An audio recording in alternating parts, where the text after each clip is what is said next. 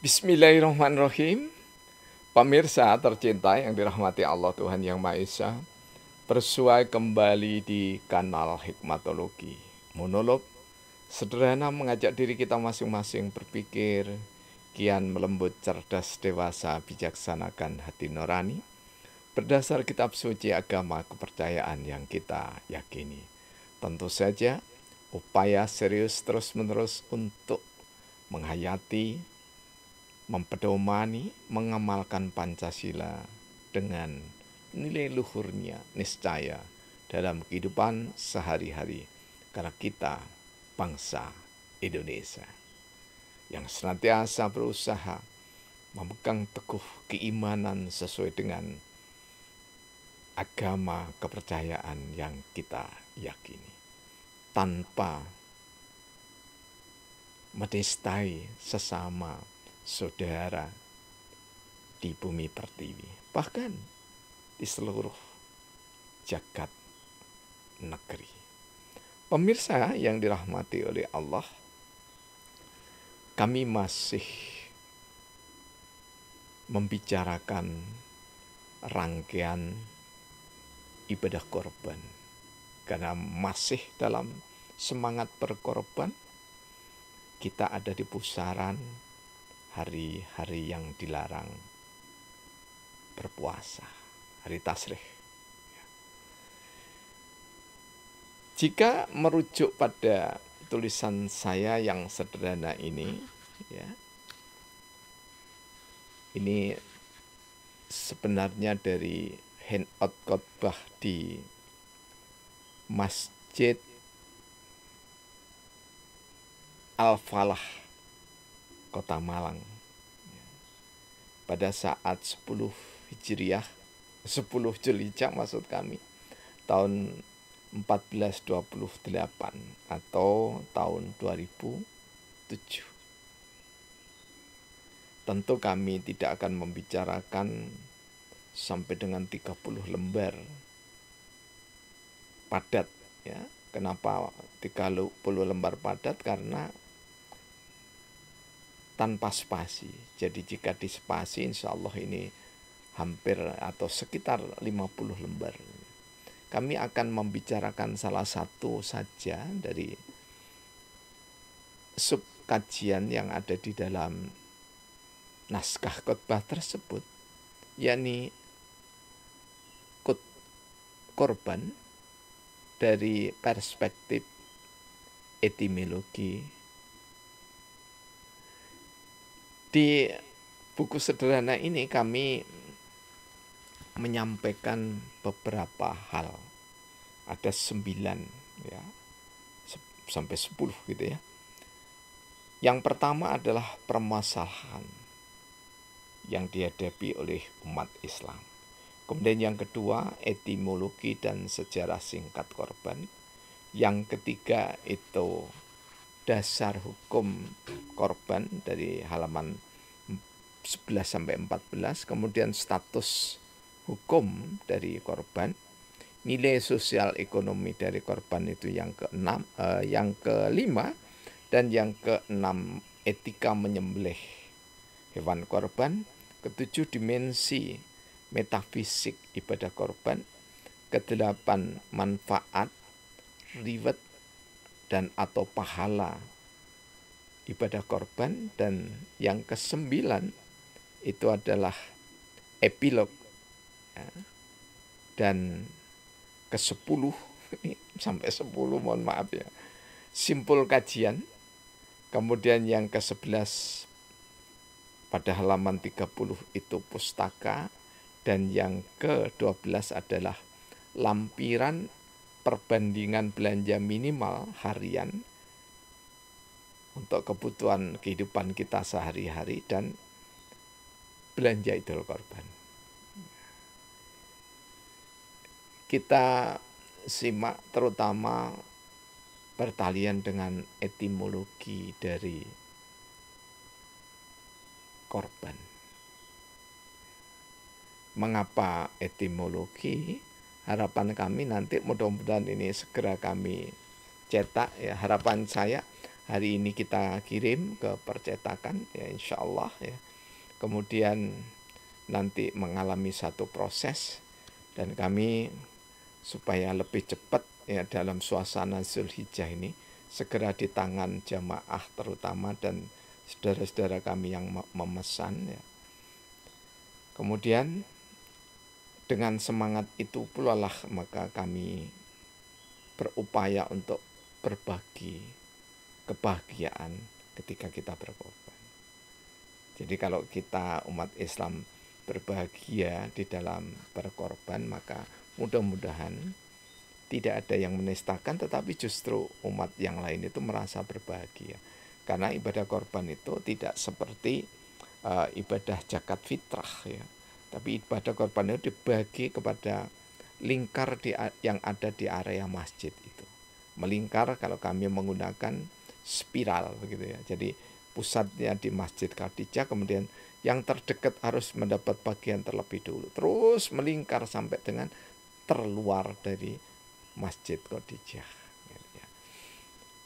Jika kita mencoba memperhatikan di dalam ensiklopedi Islam jilid 3, ensiklopedi ini berbahasa Indonesia ada insya Allah 8 atau 4 jilid ya, kami lupa ya. Nah, itu antara lain ditulis oleh Profesor, ini kok jadi lupa wajahnya, ingat gitu ya, Az-Zumardi Azra ya, mantan rektor UIN Syarif Hidayatullah gitu ya, ketika itu masih IAIN gitu ya. Apa sih yang dimaksud dengan korban itu ya? Kalau dalam etimologi maka korup itu atau korban itu adalah maknanya dekat, mendekati. Mendekati siapa? Mendekati syariatnya Allah, mendekati sunnahnya Rasulullah, mendekati Allah. Sedangkan sang legendaris ahli metafisika, perbandingan agama, dan yang lain-lain termasuk ahli bahasa karena beliau menguasai setidaknya 17 bahasa internasional. Ya, ini adalah Kiai Haji Bahauddin Modori ya dari Sumeneb ya. Menulis tahun 2003 di dalam halaman 141 karyanya Menjelajah Angkasa Luar. Peristiwa metafisika al-Mi'raj. Ya. Beliau menjelaskan korib, koroba itu dekat mendekatkan. Sehingga korban dimaknai oleh beliau sebagai tindakan orang yang beriman untuk menghasilkan kedekatan dengan ridho Allah. Jadi sangat luar biasa, mendalam dan luas ya kalau sudah kita berbicara ridho Allah. Karena itulah ya kami di dalam tulisan sederhana itu menyampaikan dasar hukum. Ya. Nanti mudah-mudahan panjenengan bisa menyimak sendiri ya, mulai dasar hukum, status hukum dan seterusnya sampai dengan kesimpulan. Nah, kami ingin mengajak diri kita masing-masing mendialogkan apa sih yang terdekat dengan kita. Apa istri bagi yang berumah tangga, atau orang tua dengan anak, ataukah tetangga kita yang paling dekat dengan kita. Kalau kita merujuk koroba,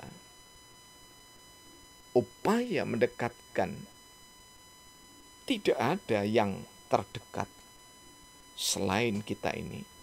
Bukan saja dekat, tapi akrabun ilaihi min hablil warid. Kedekatannya Allah itu maha dekat karena lebih dekat dari urat leher. Ini tamsil atau analog yang luar biasa dalamnya.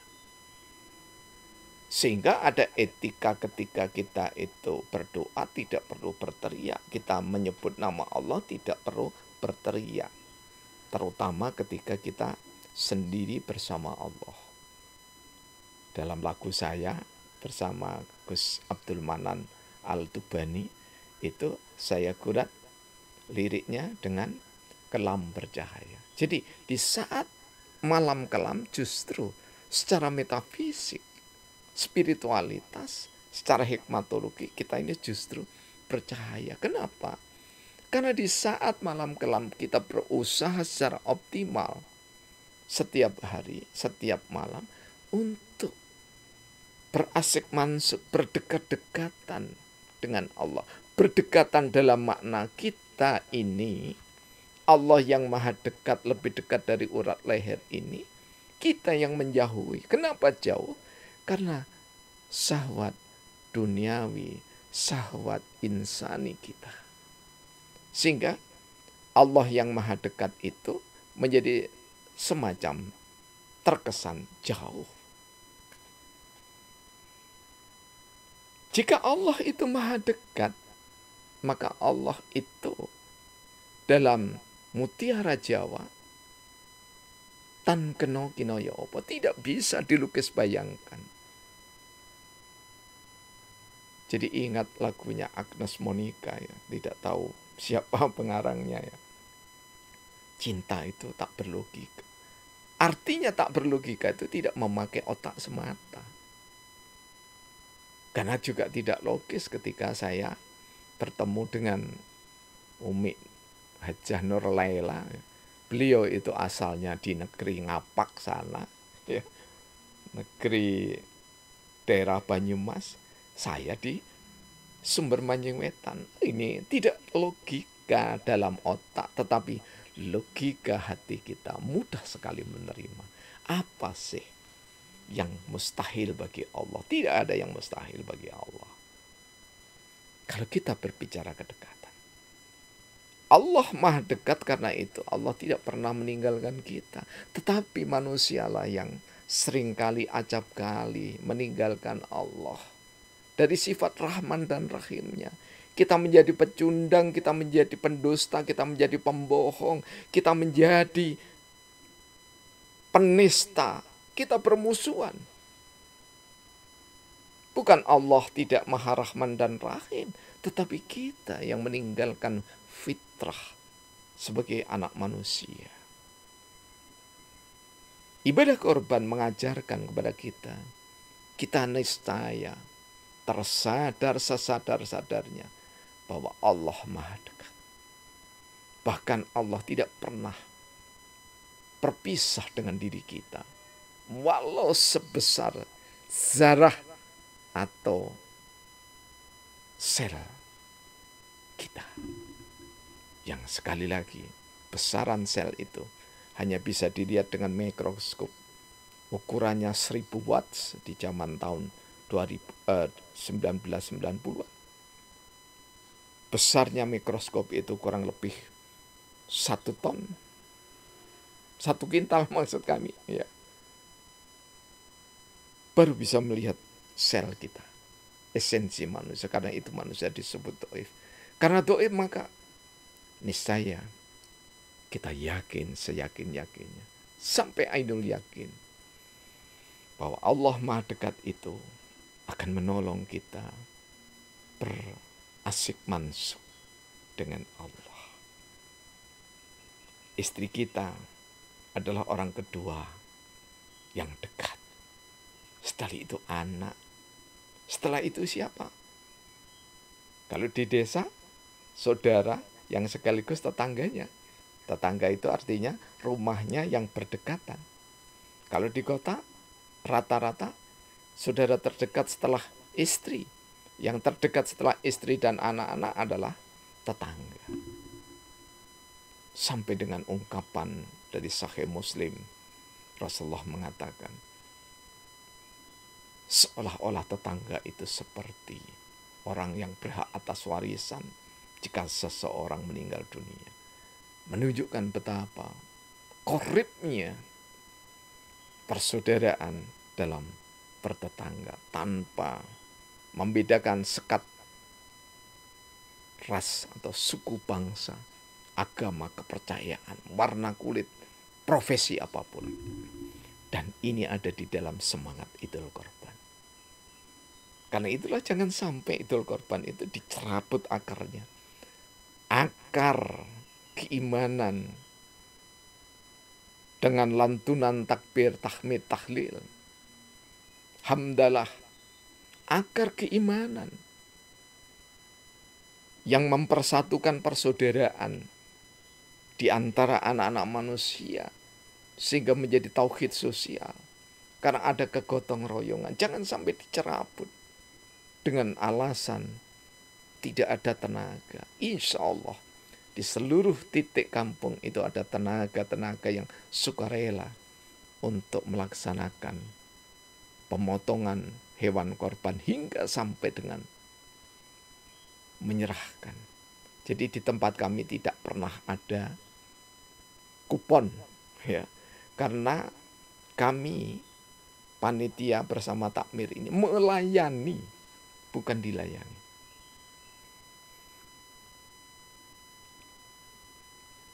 Pemirsa hikmatologi tercinta,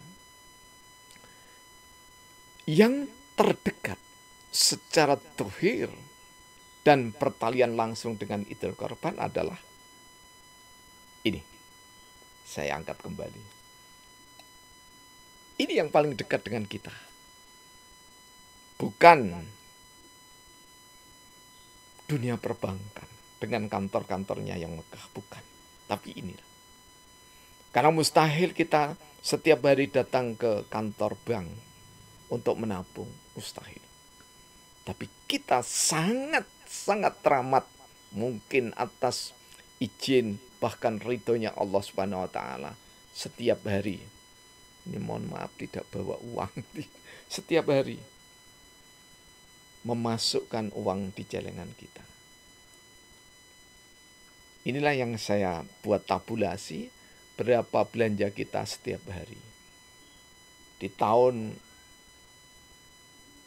1428 itu kami estimasi berdasarkan panitian, belanja setiap hari kita itu tidak kurang dari 60.000 untuk 4 anggota keluarga. Ini tidak termasuk pembayaran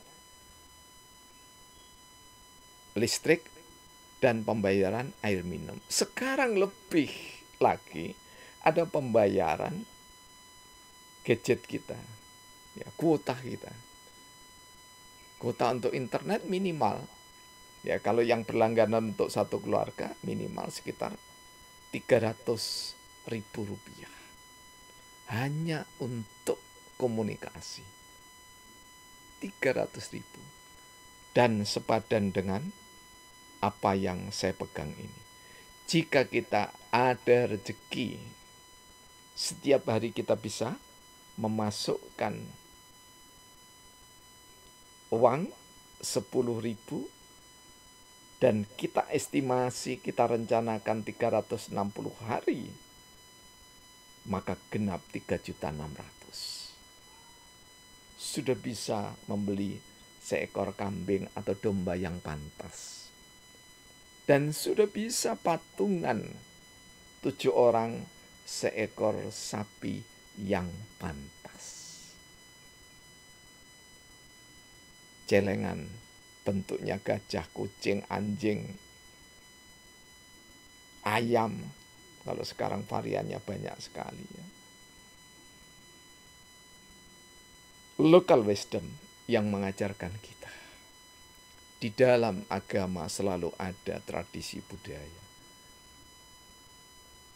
Tetapi tidak seluruh agama bernama tradisi budaya ketika kita berbicara secara antropologi sosial atau antropologi agama. Karena Klughun, Profesor Klughun itu mendefinisikan atau mengumpulkan definisi. Ada 162 definisi, ya, tentang budaya, termasuk di dalamnya adalah agama.